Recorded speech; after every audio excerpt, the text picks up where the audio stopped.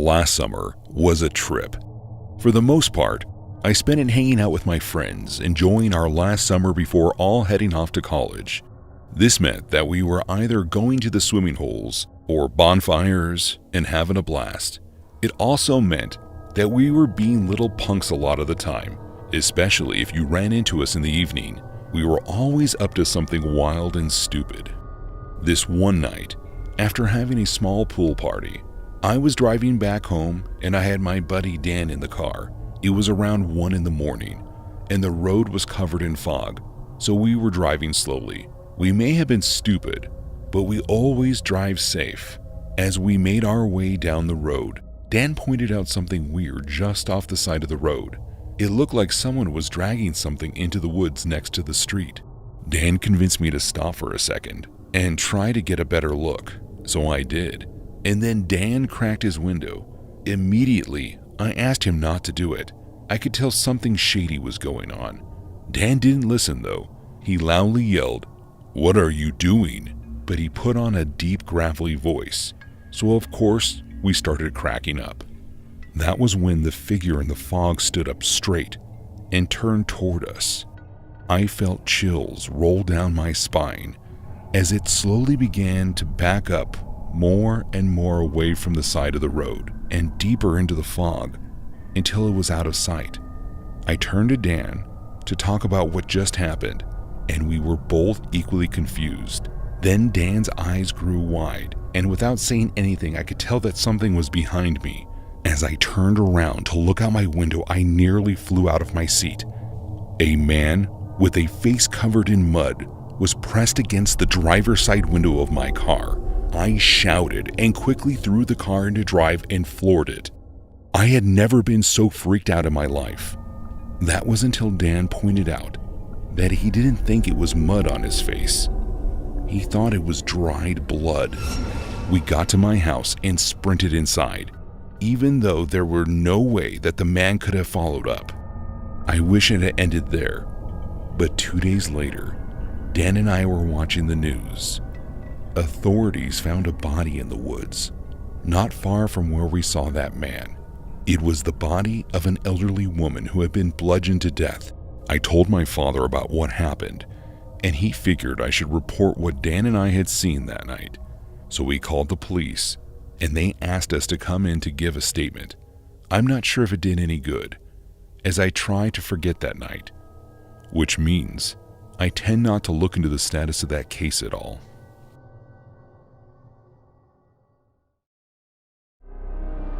It was the middle of December back in 2009, and my family and I had been attending the company's Christmas party. This was an annual thing, and my kid loved it. The company would hire someone to dress up as Santa, and it was nice for the workers because it was usually when we were given our bonuses. It had been a slow year for the company, but we were all happy with what we were given. And all in all, the evening at the party was a hit. The drive home, not so much. We loaded up into our Dodge Caravan and got a movie set up for our son, although we knew he would fall asleep shortly after we got moving. I remember as we were leaving, one of my coworkers laughed and said that I had the right idea because a snowstorm was heading that way and it was safer to leave the party then. I hadn't heard anything about a storm, so I just assumed he meant a flurry. No big deal. Nothing we weren't used to driving in. So we started down the road, and within a matter of minutes, my wife let me know that our son had nodded off, so we turned down the volume of the speakers. And it wasn't long after that we began to see the snowflakes hit the high beams of the car. Again, this wasn't anything new, so we weren't too concerned. I slowed down a bit, of course, but no big deal. Or so I thought. After a few minutes of light flurries, they began to get larger, and within a matter of seconds, we couldn't see the road ahead of us. It was just coming down. In hindsight, if I had been paying attention to the news all week, I would have known that we were expecting a small blizzard in our area. We tried our best to make it home, but at some point, we had to make a decision to pull over. We had quite a bit of windy roads down the mountain to get home, and with our kid in the car, it just didn't seem safe. I pulled the car over and we were on a slight hill, so I made sure to put the emergency brake up.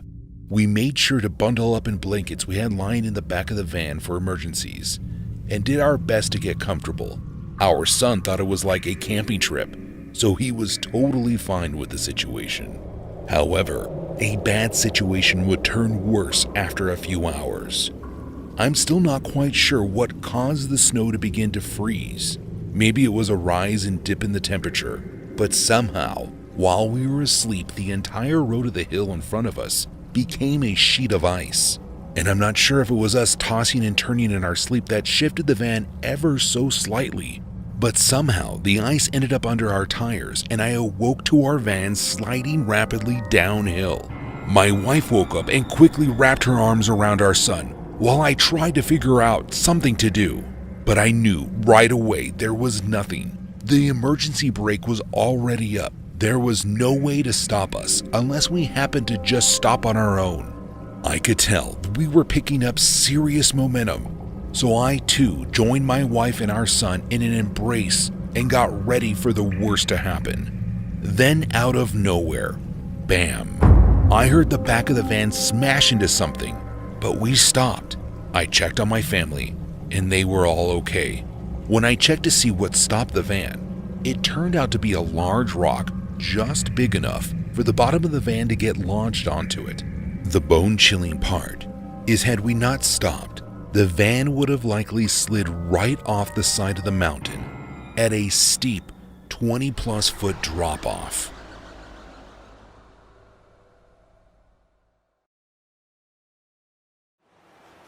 Working as a driver for DoorDash has been a pretty good side job ever since I moved to Converse, Texas. I mainly pick up deliveries inside of San Antonio, but sometimes I will find ones that take me out of Converse and a bit into the country. Now, I used to not mind those deliveries, and I would pretty much accept any job that I could handle, but after this one incident that brought me to a Texas ranch, I will no longer go outside of the cities of Converse and San Antonio. It was around 8:30 p.m., and I picked up an order that brought me out to the middle of nowhere. That's the crazy thing about Texas. One second, you can be in a big city, and the next, there is practically nothing around you for miles. As I drove around looking for the entryway onto this massive property, I began following a large fence that ran alongside the street. I figured the fence would eventually lead me to the entryway, and I was correct. I pulled into a small driveway that led me to a large electric gate with a number pad that required a code to get in. I wasn't given a code, so I decided to contact the person who sent out the order. They responded within a minute with a text that read, the code, pound 6660. Welcome to the family. I was confused by that last line, but I leaned out of my car window and punched in the code, chuckling to myself at the fact that they used 666 for a code. After a second, the gate made a loud banging sound and then slowly slid open across rust-covered tracks. The gate opened to reveal a long, winding pathway with trees lining both sides of it. They must have been planted there by the owners a while back because they looked oddly out of place compared to the barren fields that surrounded the ranch. I began to make my way down the driveway, and I couldn't help but shake the creepy feeling that was coming over me. I was on edge, which I'm glad for because as I rounded one of the small bends, in the middle of the driveway my headlights revealed a tall, pale man wearing a dirt-covered black suit. We stared at each other for a moment without either of us moving. I was in shock. Eventually, I got the courage to roll my window down a bit and yell out, "Did you order the takeout?" But he didn't answer. All he did was step to the side and point down the driveway, as if telling me to continue. Reluctantly, I did.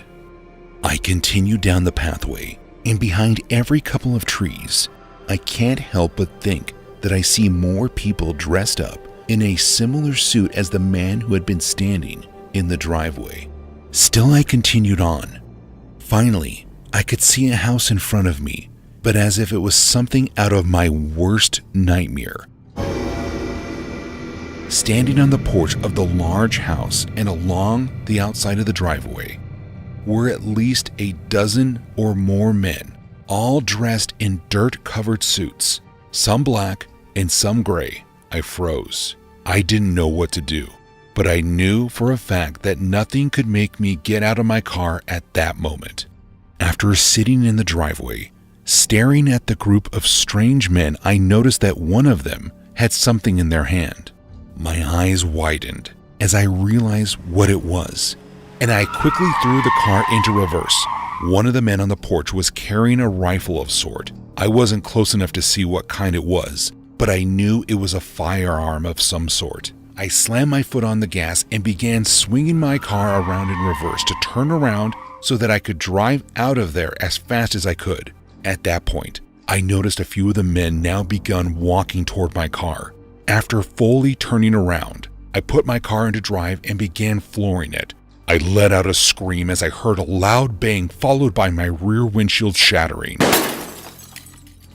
I leaned forward and made my head as low as possible while still being able to see over the dashboard. As I made my way down the driveway, every tree that I passed, I could see a man stepping out from behind it and walking toward the path that I had been driving down. Luckily, none of them seemed to be armed. I made it out of the driveway and onto the road, and as I passed the still open gate, I noticed that it began to close. They were trying to trap me inside with them. I sped down the road and called 911 as I made my way to the police station and explained to them what just happened to me. They were confused when I told them the address because they were familiar with it, and it had apparently been an abandoned property for the past decade. By the time the officers made it to the ranch, however, they said it appeared to still be abandoned and there was no one around. 3 hours after I finally got home, around 2:30 a.m., I received a text message saying, "Where'd you go? It was just getting fun." That was the last time I ever took an order outside of the city.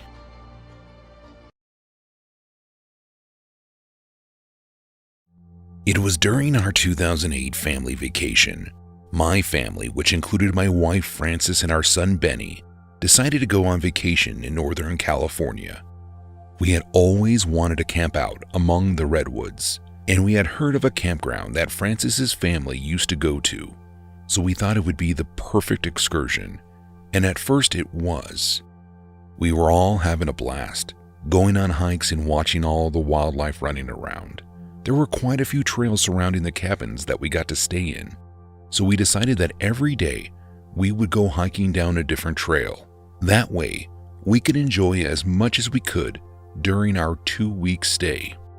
It was our 4th day in, and after eating some breakfast, we all got our backpacks and water bottles ready and decided to head down one of the greener trails. This one hadn't been as cleared off as other ones we had gone down in our earlier days at camp, but we weren't concerned. It was still clearly a path, and it hadn't seemed likely that we would lose it or get lost on it.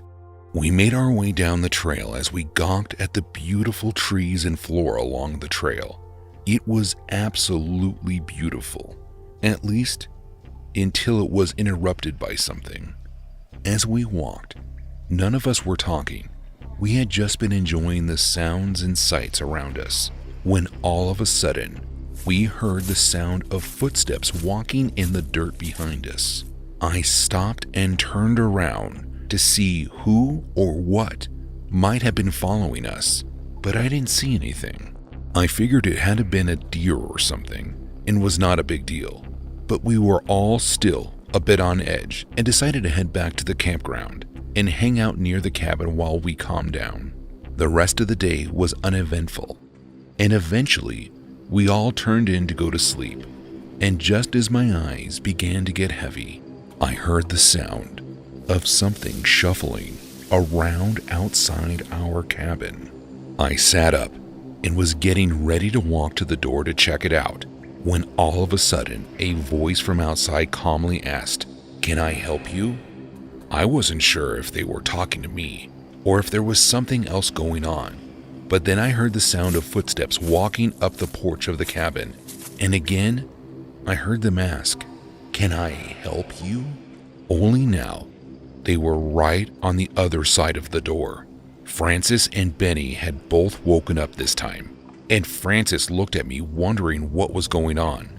Then, without any of us saying a word, we all heard the sound of the footsteps leaving the porch and then the campground.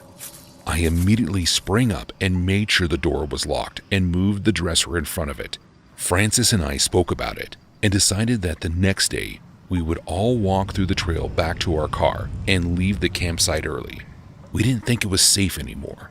So after a long night, just waiting and wondering if the person was going to come back, thankfully they didn't, at least not that we know of. The next morning, we all packed up as quickly as we could and began making our way down the trail and to our car. It was about a 10-minute walk, so we weren't expecting anything to happen. But then, out of nowhere, just like the day before, the sounds of footsteps from behind us. And this time, we knew it was the person who had visited our cabin last night. I told Francis and Benny to run, and I followed behind them, placing myself between them and whoever was following us. As we ran to the car, we could hear yelling through the trees. All they kept saying was, "Can I help you?" The yelling progressively got more aggressive, but we managed to make it safely back to the car. As soon as we were inside, we locked the doors and pulled off. As we were leaving, all three of us saw a man wearing a torn-up flannel and blue jeans walking out of the woods with a sinister grin on his face.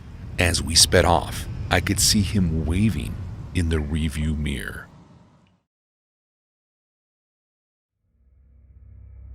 It was 2002, and I decided that it was time for me to make something of myself.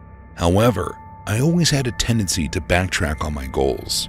Something that a lot of people told me was that I never give myself time to relax. So I was going to take the year off and travel across the country. I had saved up some money from the years of working, and I did the math. If I spent my money sparingly and I picked up some odd jobs along the way, I should have been more than capable of lasting the year on what I had saved. My plan was simple.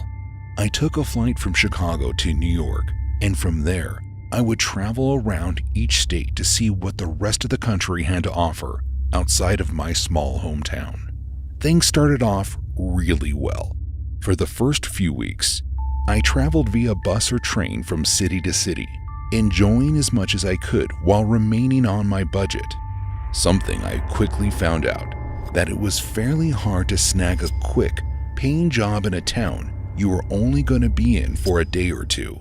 This meant that I would have to figure out a way to save a bit of money, and to be honest, I probably went about the situation the wrong way, because for some reason, the best way I could think of to save money would be if I could find a cheaper way to travel. That was when I decided to try my hand at hitchhiking.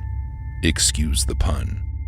I walked along the side of a highway in Virginia for about 45 minutes, alternating between which hand I was using to attempt to flag someone down.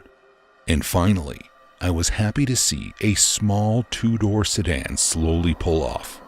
As I approached the passenger side door, I noticed that it was only the driver in the car. He seemed like a clean-cut and older gentleman who had no facial hair, but wore circular glasses like Lenin. He asked where I was heading, and I explained to him that any town with a cheap place to stay would be great, and he said he could drop me off in a city about 10 miles away, which sounded amazing at the time. So I thanked him graciously and hopped into the passenger seat of his car. At first, things seemed like they were going great, and it turned out that he apparently grew up not too far from me, or at least that's what he told me. Maybe he was just trying to get me to lower my guard. After we passed an off-ramp that I thought was going to take us to the city he told me about, I asked him how far away we are, and his answer was one that I never wanted to hear. He said, "We're about 3 hours away from your new home." I was confused. I began to chuckle a bit, hoping that it was some weird joke that I didn't understand. That was when I saw him press the switch to lock the doors. "What are you doing?" I asked. That's when I saw him pull a gun out from the panel of his door. He pointed the handgun in my direction and told me to just relax. And I don't know what came over me, but I knew I had to do something. I reached for the gun in hopes of either getting it from him or distracting him enough to crash his car, but he was quicker. I didn't feel the bullet hit me, but the ringing in my ears was enough to make me almost pass out. The stranger that I had entrusted had just shot me. We drove for a little while longer. I couldn't bring myself to speak. I was so dazed by the situation. The bullet had entered in the left side of my chest. I felt my eyes growing heavy, and I could hear him muttering to himself. Everything after that came to me in pieces. I vaguely remember pulling off of the highway. Then we were in the woods. I was pulled from the car and left lying next to a tree. I'll never forget the relief it felt when I heard his tires skid as he pulled away. I think he thought I was dead or going to die. Hell, I did too. Lucky for me, I still had my phone. I was able to call emergency services. It took them some time to find me, and by the time they got there, I had already passed out, assuming I would never wake up again. Thankfully, I did. I woke up in the ambulance where I was told that I was going to be fine, and they were taking me to the hospital. Apparently, the bullet went in and out, meaning that it went on a straight path and didn't bounce around or break up inside of me, causing massive internal damage. I ended my trip then and there, and once I was able to fly home, I did. My friends always told me I was too trusting of strangers.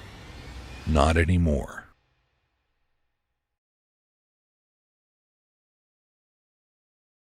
Working the night shift at a gas station, you tend to see some characters. Most of them are night owls who are relatively harmless, but every now and then, you get a visitor in your store that seems like they could be dangerous. I'll never forget an encounter I had with a man when I worked at the Exxon Mobil gas station in the town next to mine. I had worked there for about a year at that point and was pretty used to the weird people I would see. There was one day that made things a lot less comfortable for me though, and it resulted in me talking to the police.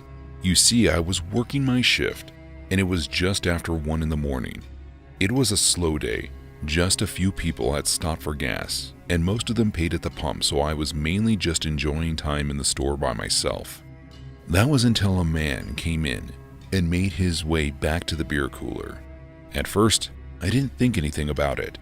Most of the people who came in at night who didn't get gas got beer.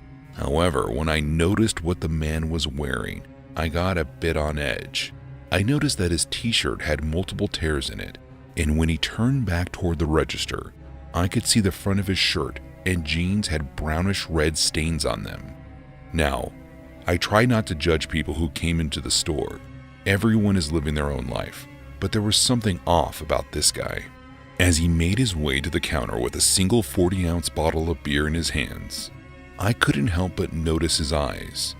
They were covered in bloodshot veins, and his upper lip kept twitching.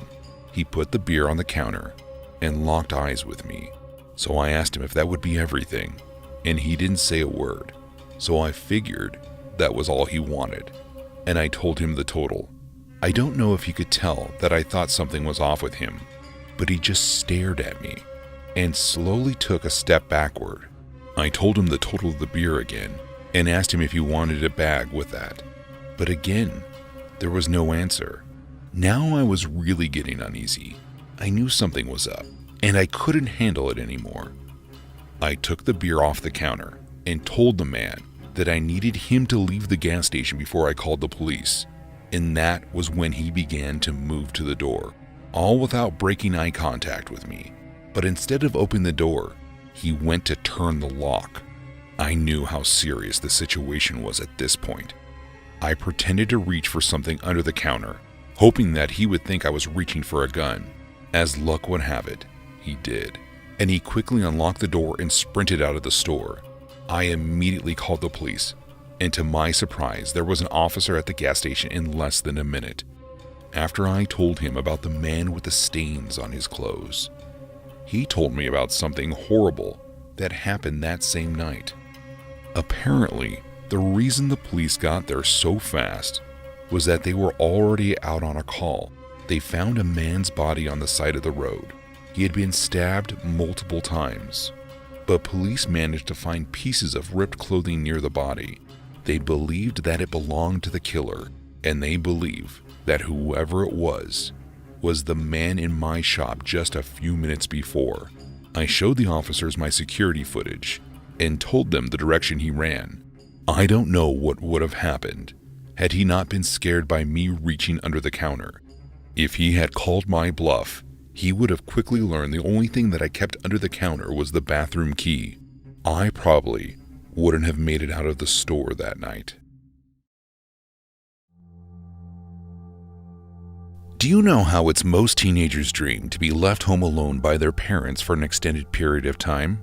Well, after what happened to me the first weekend that I had been left home alone, that was something I personally dreaded. You see, I had just started my sophomore year of high school, and I had always been a responsible kid. So when my parents' anniversary came around, they asked me if they could trust me to be alone by myself for 2 nights while they went on a small trip. I loved the idea, and at the time, I couldn't get them out of the house fast enough. The following week dragged on, but soon enough it was Friday, and I knew by the time I got home from school, my parents would have been gone, and I would have the house to myself. The first thing I did when I got home was turned on the TV and grabbed my laptop to start contacting my friends. I didn't want to throw a party that weekend, but I definitely planned on having a few friends over to watch some movies and enjoy the empty house. I logged into Facebook and saw that no one was online, so I figured I would check back in an hour or so. I figured to pass the time, I would watch some South Park and scroll through Reddit. As I was sitting on the couch, the hours began to pass, and I hadn't heard from any of my friends. I figured they were just busy though, and I would hear from them later. I began to make dinner for myself. I was just going to make some pasta and sauce, but before I could even turn the burner for the stove on, I heard a knock at my door. I paused for a moment and was curious as to who might be knocking when I heard it again. Only this time the knocking was a lot louder, and I figured it was just one of my friends that probably decided to just stop by unannounced. I yelled out for whoever was knocking to hang on and told them that I would get to the door in a second. I made my way out of the kitchen and down the small hallway that led to the front door. The person on the other side was still pounding on it. I yelled louder for them to stop and told them that I was coming to answer the door. Before opening it, I decided to look through the peephole just to make sure it was actually one of my friends on the other side. But when I got a good look, I tossed myself away from the door. Standing on my front porch was a full-grown man who appeared to be covering his face with a ski mask or hat of sorts. Before I could react any further, I heard a smashing sound from the other side of my house. Someone had broken through the sliding door in the kitchen. I tried to run through the hallway and get into my room so I could hide away, but before I could make it 10 feet, the person who had broken through the kitchen door already had their hands on me. I was thrown into the wall and then onto the ground. The intruder bound my arms behind my back and tied them together with rope they had brought with them. And after opening the front door for his accomplice, the two walked over to my basement stairs and tossed me down. I hardly felt it, as my head bounced off multiple stairs on my way down. As I was laying on the cold concrete floor, I could hear the sound of men rummaging through my house above me. They were only inside for what seemed like 15 or 20 minutes before I heard them both running out of the front door. I tried my best to get up, but anytime I got close, I would get dizzy and drop back to the floor. I ended up being trapped on my basement floor for the entire night before I was finally found. My parents called the police after I didn't contact them the night before or that morning and asked them to stop by and check on me. After my parents found out what happened, they rushed back from their trip and met me at the hospital. I was fine aside from a mild concussion, but the thieves ended up getting away with more than $6,000 worth of jewelry and electronics from my parents' room. As far as we know, The intruders were never found. After spending about a week with my family in Dallas, my girlfriend and I began making our long trip back to New York. It was supposed to be a 40-hour drive, but we spent one night at a Red Roof Inn to split up the drive a bit. The entire way we both alternated, with each of us taking turns as the driver. All in all, it was a really enjoyable trip at first. We stopped whenever we needed to and made sure to stay stocked on road snacks. Things took a turn for the worse though. It was our second night of driving after stopping at a Red Roof. The plan was to drive through the night, and by around 4 p.m. the next day we would be back in New York. Sure, we would be tired, but at least we would be sleeping in our own bed. It was my turn to drive, and as I continued down the highway, I could feel myself losing focus and almost drifting off. So instead of waking up Diana and asking her to take over, I made a dumb decision. I figured I could get off the highway and use the GPS to take some smaller roads. At least then, I would have to focus on all the turns the GPS would be having me make. Honestly, it worked like a charm. As I found myself keeping an eye out for street signs, I was more focused and therefore more awake. The road we were on had no streetlights on it. The only illumination was coming from my car as I drove along. I'll never forget the feeling that came over me as I began to round the bend that was up ahead of us. On the right side of the road, all you could see was high-reaching cornfields, and to the left was an open field that separated the road from the tree line. As we rounded the bend, Diana was woken up as she flew forward in her seat. All you could hear in the car were the sounds of the tires screeching on the asphalt. Diana was confused and asked me what was going on, and all I could do was point. She followed my fingers and was shocked at what was standing in the middle of the road in the center of our headlights. There was a single man who appeared to be wearing a thick-looking jacket, even though it was nearly 75 degrees outside. Neither of us knew what to do. The man just stood there and stared at us as we sat there frozen. That was when I noticed what was dangling down from his right hand. He was wielding a large blade-looking object. I couldn't quite make out whether it was a large knife or a small chopping blade like a machete, and we didn't care to find out either. All I could think to do was throw the car in reverse and make a quick turnaround. As soon as the man heard me throw the car into gear, he began moving toward the two of us. I slammed my foot on the gas and waited till we were far enough away to begin turning around. As we peeled away, I could see the man getting close to our taillights through the rearview mirror. But as we began to put distance between us, all I could hear was a loud banging on the trunk. I looked in the mirror and didn't see anything. So Diana and I just drove as fast as we could to the nearest gas station that looked open. After making sure it was safe to stop, I got out of the car to take a look at the trunk. That was when I saw an indent in the trunk that looked like something pointed had hit it. All I can think is that he either threw his knife at us as we drove away, or he managed to get close enough to hit the car when we turned around. Either way, we were both glad to be out of that situation, and we got home as fast as we could.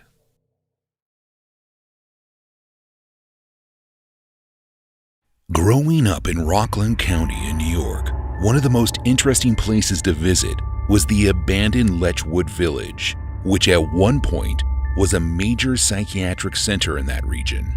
A more interesting fact about Letchworth is that it has since been named one of the most haunted places in the United States, which turned it into a hotspot for paranormal investigators even though it was private property.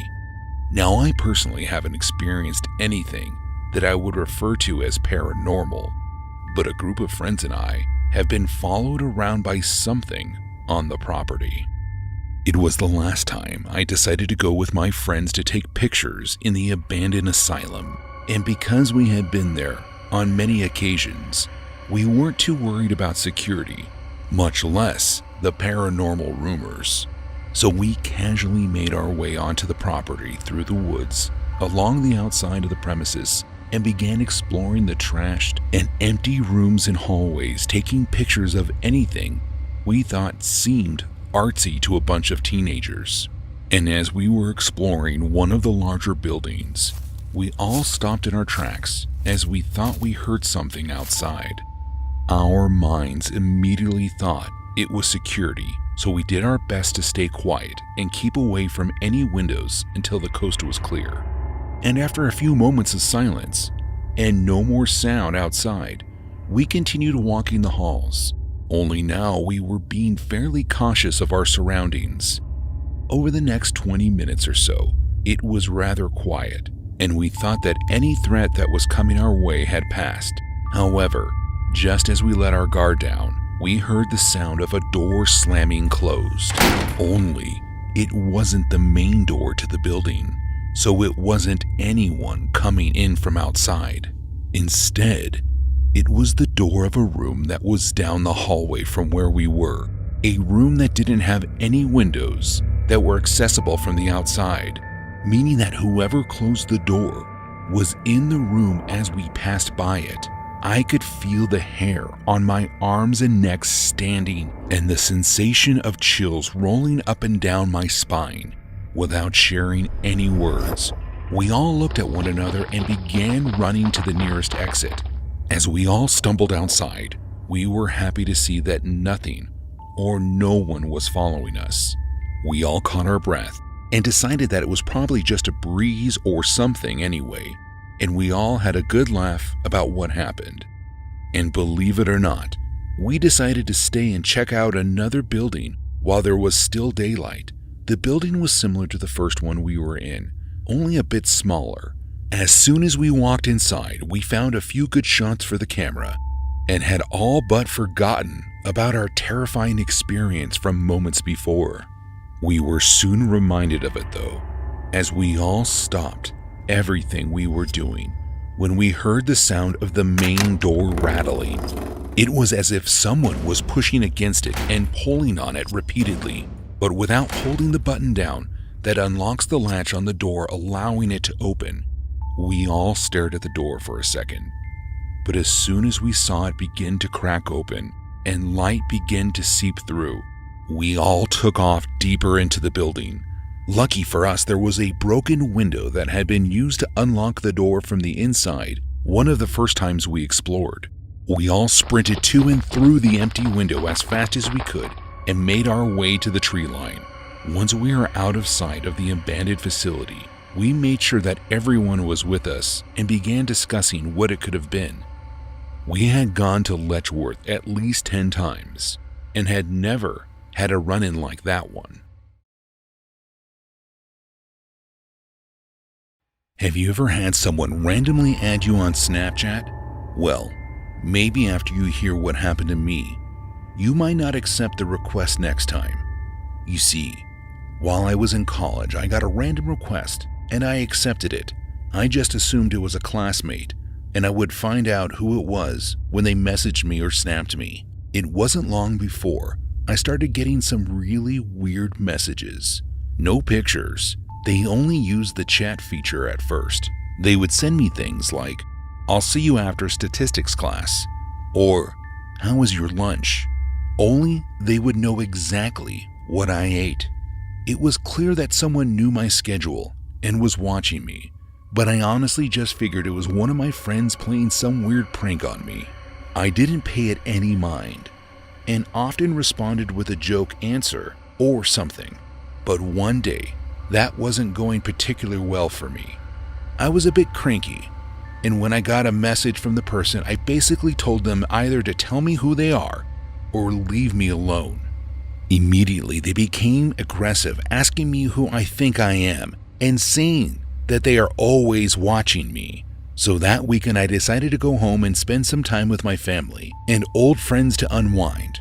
I told them about everything that was happening, and they agreed that it was probably one of my friends being a jerk. But that night, when I was sitting in my room, I received a message from them saying, "Come out." I was confused. so I chose not to answer. About 2 minutes later, I heard a knock at the door. I froze with fear. I was so worried it was the person who was threatening me. But how would they have followed me home from school? I had my Snap Map location turned off. My father ended up answering the door, and apparently, no one was there. Right after he closed the door, I received my first picture from the person who was threatening me. I was afraid to open, but eventually I did. It was a picture taken of my dad at the door looking around for whoever knocked. They were right outside my house, messing with me. Me and my family agreed that it would be safer for us to notify the cops, so we called 911. When they showed up, they couldn't find anyone, but told us to call them if anything else happened. I immediately blocked their Snapchat and admittedly didn't sleep that night.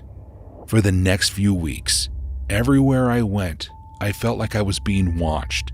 I ended up transferring to a different college between semesters, and I didn't move out of my parents' home until earlier this year. Not because I couldn't financially, but because I didn't want to be living alone and have those people start harassing me again somehow. Now, I have a small house of my own and a big St. Bernard who is not only my best friend but my guardian in case someone should ever try to hurt me or my family.